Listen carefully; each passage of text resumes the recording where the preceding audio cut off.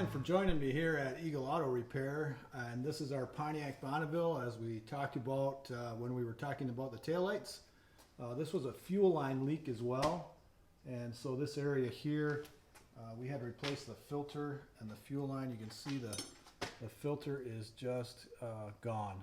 I mean, just not even going to try to attempt to take that nut off of there. The lines were pretty bad. The return line, obviously had to replace that too. So probably not something that you want to try on your back. Although I guess when I was younger, I certainly would have been up to the challenge. But yeah, real nice to have it here on the hoist, and you're still going to take a little bit of a bath in fuel. That's one of the challenges is when you take that line off and you get those down, the tank wants to siphon. So just make sure you're safe and prepared. I have a fire extinguisher real close. You know, get your ventilation going and be prepared because whenever you're working with fuel, it can quickly become a safety hazard. So, and I say that from experience because I've had a couple of vehicles in my career catch on fire, and it's a pretty scary thing because if you're not prepared, the first thing you do is, you know, kind of freak out a little bit. So make sure you have all of your things in place. You know, get prepared for those kind of issues because fuel is always a bit of a scary thing whenever you have a spark from electrical or any kind of a flame. You know, same thing. I use the same method if I'm going to use the torches.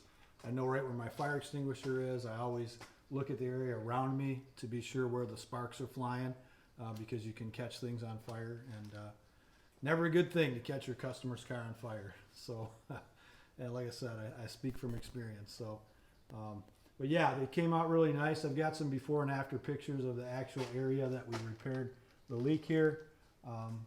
Pretty happy with it. Dorman makes some great products for plastic lines as well as the steel lines. And you know, the difference is years ago, when I was a young man doing this, we had points in ignition, you know, mechanical fuel pumps, carburetors. Those systems operate at a very low pressure. 7-8 pounds is usually about all you're going to see on those. These electric fuel pumps, and this is a 2005 model year, these operate 48 to 50 psi is what they're operating at. Some of the newer stuff, the high pressure fuel systems, it goes to the tank at 48 or 50, but once it gets to the engine, those fuel rails and those injectors, that's like 2,800 psi. It's almost like a diesel in there. So you really have to look at service information, and when it says replace a fuel line if you disconnect it in a high pressure system, make sure that you do, because it can come back on you, and that's never a good thing. So yep, we want to keep our customers safe and happy, and obviously it came out pretty nice. I'm pretty happy with the repair.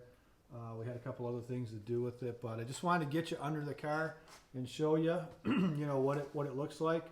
Too much to try to video while I was doing it. Like I said, you want to be prepared because you're going to take a bit of a shower in the gas. And so, yeah, as a young man, I'd probably do it. I'd go for it. I'd lay on my back and give it a try. But anymore, you know, I'm kind of spoiled. So I like to have my hoist and have my shop in order. So. But hey, I'm glad you joined us again. And if you have anything you'd like to talk with me about, ask me about. As I said before in the other video, I've been a technician for a long time.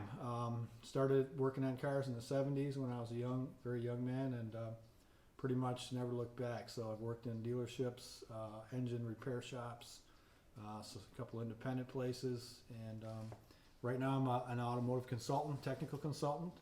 Again, I'm not going to tell you what brand because I'm not trying to sell anything. I'm just trying to help guys out and steer you in the right area. So if you have a technical question, I would love to hear from you.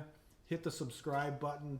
Give me a like. Give me a dislike. Tell me what I might do to improve my videos, because I want to get better so that you enjoy watching the things that I bring to you. So, and I watch things as myself. So it's a community situation, and that's kind of what I want to get to. So glad you joined me. Again, Eagle Repair is the name of my repair shop. Work basically from my home, and I'm just having a good time. So So yeah, please, again, as I always say, have a blessed day. And thanks for watching.